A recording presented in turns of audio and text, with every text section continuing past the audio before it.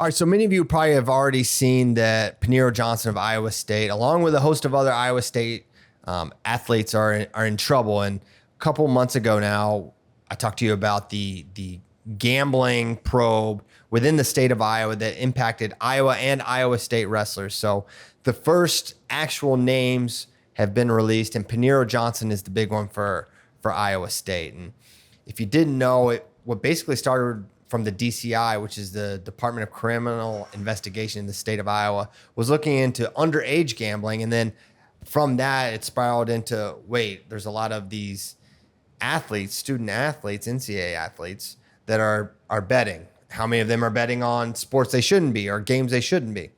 And so that's kind of what got us to this point. And now, since that period of time, we've been kind of waiting for the names. And Paniro Johnson's name is one of them. And we have a lot of information about the amount, the bets, et cetera, et cetera.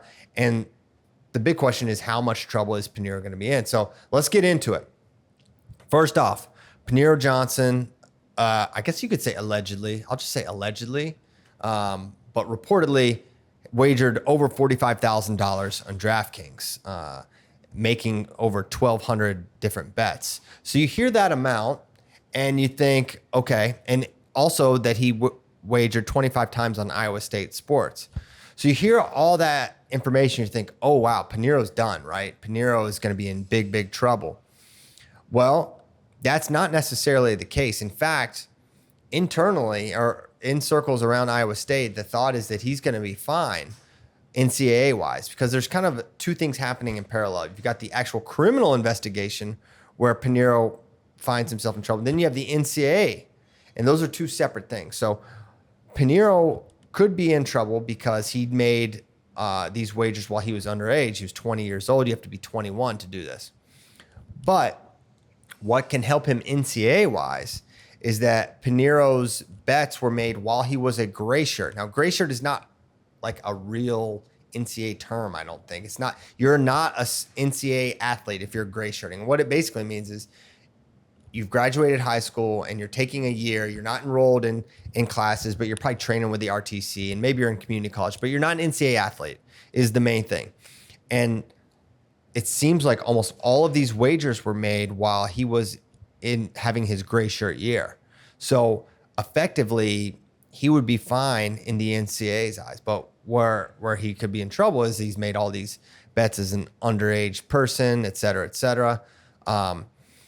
And another thing that could be helpful for him NCAA-wise is that not only was the account he was using not in his name, which that's the going practice. As I've learned more about this, unsurprisingly, at all these college campuses, especially within the state of Iowa, everyone's got, they're using their granny and her social security number so they can open the account and they can make wagers. And a lot of people are doing things like this. And similarly for Paniro, the account is not in his name, but also the credit card that was used was not in his name. So those funds were not necessarily going to Paniro. And what is happening in a lot of these is because Iowa, the state of Iowa, is unique in that it has legalized sports betting. So if you have friends, family, acquaintances that want to make wagers, but they're in a state like Texas, for example, where you can say, oh, well, hey, Paniro, put 50 down on this team or do whatever. And that's a pretty common workaround that people are utilizing. And I think that may have been the case for Paniro.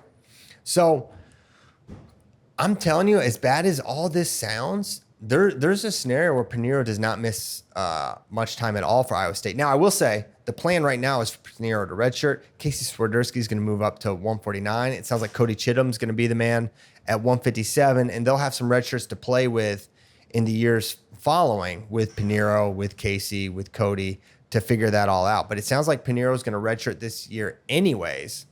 And the hope is that he won't have a tremendous amount, a sizable suspension. Now, there is similar belief around the Iowa program that they may not be so lucky. And while the names are not out, the rumor names are pretty high impact guys, pretty good wrestlers. We don't know the extent, but we're still waiting. And if you're wondering, well, why haven't we found out yet? I'm not sure of that. All I know is the football season is coming, and that is the NCAA has to make their rulings before football starts because some football players are involved in this for both teams. The Iowa State, there was an Iowa State backup kicker who was literally betting on Iowa State football games. So he's likely going to be done for his career. And so we're still waiting to hear about the University of Iowa. There also were 4 other Iowa State wrestlers that I believe are going to be, their names will eventually come out, but not look to be impact guys, not starters at this point. The big name is still Paniro, and we will see what happens with Iowa. But I believe that will come out in the near future, and I think it could be potentially bad news for the Iowa Hawkeyes starting lineup next year.